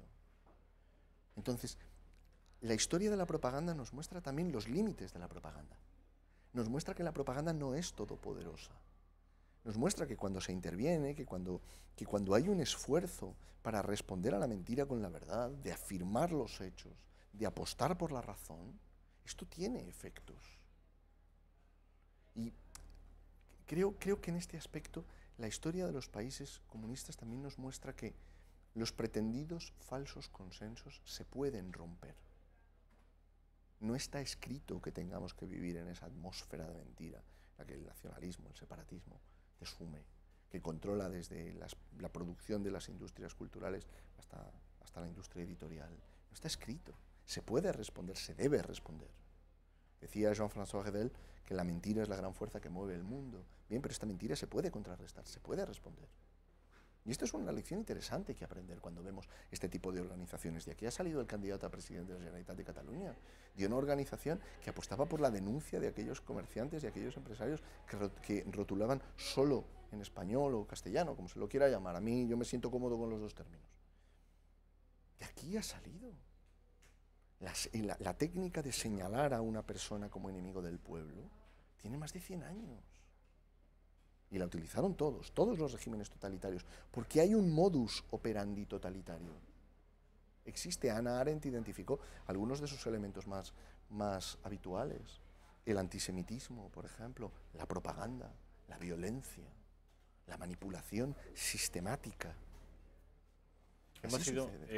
Parece que España, su unidad, su identidad secular, varias veces secular, como decía Ricardo, siempre ha sido objeto de la propaganda de sus enemigos, tanto internos como externos. La leyenda negra no es otra cosa que una gigantesca operación orquestada de nuestros enemigos contra nosotros. Lo que pasa es que es cierto, pero igual que se produce el efecto adictivo entre una parte de la audiencia, se produce el efecto de saturación entre otra parte de la audiencia.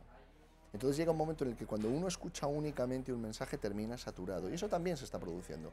Durante décadas hemos escuchado solo mensajes negativos respecto a España. Esto también se está terminando. También empieza a haber una parte de la audiencia que quiere escuchar otras voces, que se niega a pensar que la historia de España sea solo una historia cargada de páginas oscuras, tristes, lamentables, deprimentes, que nos abocan a la guerra civil y al conflicto. Esto es mentira, esto es falso, no es cierto. La historia de España está llena de páginas luminosas, de páginas no solo de reconciliación, de hermanamiento. Castilla y Portugal eran rivales acérrimos en la Edad Media. Nadie pensaría hoy razonablemente en ir a la guerra con Portugal por los pocos kilómetros de frontera que no son reconocidos, al contrario. El comercio, la educación, los matrimonios con Portugal hacen que uno vea a Portugal prácticamente prácticamente no, es un vecino y en ocasiones es mucho más que un vecino. Entonces, nosotros tenemos la idea de que contra la propaganda no se puede hacer nada. Sí, claro que se puede hacer. Hemos escuchado durante siglos mensajes terribles respecto a España, pero los hechos los refutan. Carmen Iglesias, la grandes historiadores de España, historiadoras de España. Real Académica de la Historia, por supuesto, Real Académica de la Historia. A esto voy. Una de las obras que ella tiene académicas... No siempre lo peor es cierto. No siempre lo peor es cierto. Una gran obra, donde muestra que muchos de los tópicos de la propaganda son falsos, donde muestra que no siempre la mentira triunfa. Y hay que leer algunos de los episodios de la historia de España, no solo para contrarrestar una narración que es falsa, sino para tomar conciencia de dónde viene uno. Hay que comprender lo que es la hispanidad. Hay que comprender lo que fue la tarea de España en el norte de África, la tarea de España en el Extremo Oriente. Incluso si vamos a lo que mencionábamos antes, la labor y la presencia española en Europa central y oriental. Importantísima. Y absolutamente desconocida. Importantísima. Hay un gran libro de Bozan Chudova, precisamente sobre España y el oriente del imperio. Importante. ¿De dónde viene la tradición de la escuela de caballos vienesa? Escuela española. Entonces, hay un punto en el que también es una tarea de un ciudadano responsable conocer su propia historia, conocer su propia literatura, conocer su propio arte. La dimensión universal que toda cultura tiene, y que la cultura española, y más ampliamente de la hispanidad, exhibe al mundo cada día en la lengua española, en la literatura española, en la música, en la pintura, en el arte. Dice usted que la historia de España está llena de páginas terribles, vaya al Prado. Vaya al Prado. Estudie lengua española. Estudie las literaturas de España, no solo la literatura de España en español. Estudie la literatura en catalán. Estudie los poetas medievales.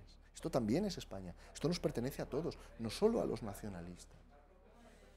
Este es el sentido de la propaganda, la apropiación, el robo de los símbolos, y se está produciendo una saturación. Entonces se dan los dos fenómenos en la audiencia. ¿Tú crees que hay una saturación? Yo no soy tan optimista, Ricardo. Sí, sí hay una saturación, Rafa. Sí hay una saturación. Es un fenómeno que va poco a poco, no es inmediato, pero sí se está dando. En Cataluña se percibe menos, porque la presión nacionalista, la presión separatista es mucho más fuerte y porque hay una dinámica de adicción. Es decir, hay personas que constantemente necesitan ser alimentadas con nuevas consignas propagandísticas para mantenerlas movilizadas. No hay un convencimiento sobre la base de la razón, hay una apelación a las emociones, a los miedos, a los rencores, al odio en ocasiones. Pero en Cataluña y en el resto de España también se está produciendo una saturación, también se está produciendo un hartazgo de esa forma de hacer política, una forma de esos mensajes propagandísticos. Si te hubieran dicho hace 15 años, Rafa, que iba a haber las manifestaciones que se han visto en Barcelona, en Gerona, en Tarragona, en Mérida, con banderas de España, con banderas catalanas, reivindicando la justicia, la historia, la verdad, probablemente muchos no lo hubieran creído. Probablemente hubieran dicho, no, hombre, no, van a votar, lo van a manifestar en las elecciones que son secretas y donde tienen cierta garantía del secreto del voto. Ahora bien, llevarlo al discurso popular, ¿tú hubieras pensado que llamarían nada menos que Joan Manuel Serrat fascista? No, hay un cambio. Albert Boadella, uno de los grandes intelectuales de la España contemporánea, que ha tenido una evolución muy profunda y muy interesante, es decir, nadie le puede dar a Boadella lecciones de catalanismo. Albert Boadella, en Adiós Cataluña, habla precisamente de esto. Habla precisamente de esta transformación que en él mismo se produce. Hasta el punto de que la propaganda nacionalista ha hecho irreconocible a Cataluña. La ha hecho irreconocible. La ha convertido en una ajena a sí misma. Ha sembrado una división entre los catalanes porque sin verdad no puede haber entendimiento. Cuando sistemáticamente se construye un orden sobre la mentira, es imposible que haya entendimiento de ninguna clase.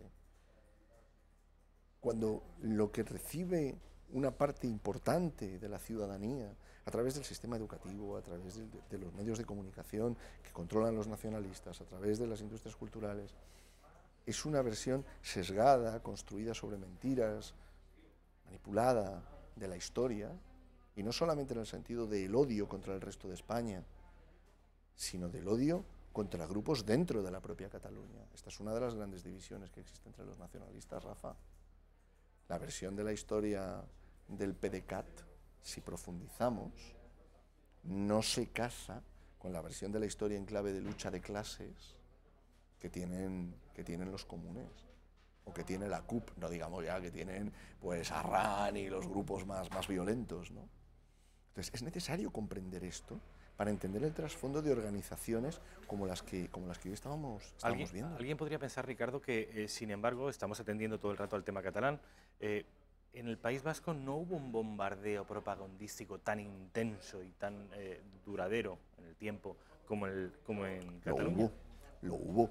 Lo que pasa es que había un factor que... No, pero aquí la prensa no estaba... No, pero a esto me refiero. Había un factor que sí era diferente. El control de la sociedad civil no era tan extenso.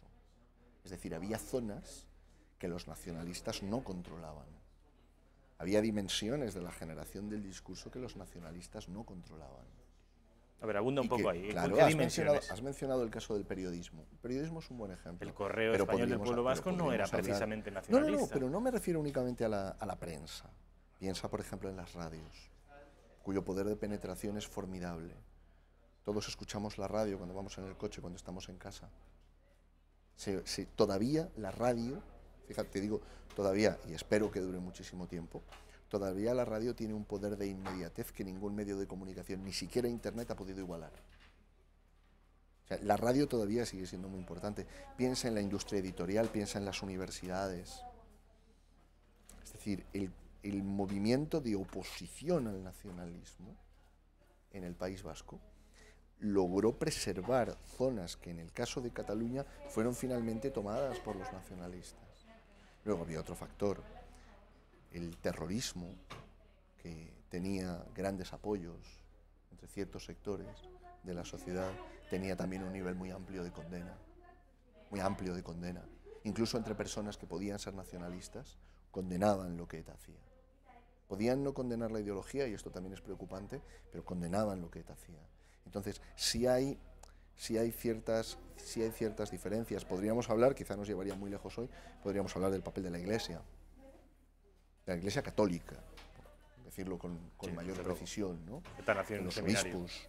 Podríamos hablar de las injerencias desde fuera de España. En el País Vasco fue muy diferente cuando otros países comenzaron a colaborar con España, dejando de dar asilo cuando se les daba asilo, o dejando en todo caso de tomar con, no se me ocurre una palabra que no sea demasiado dura, Rafa, de volver la vista ante lo que era la actividad de ETA en su territorio.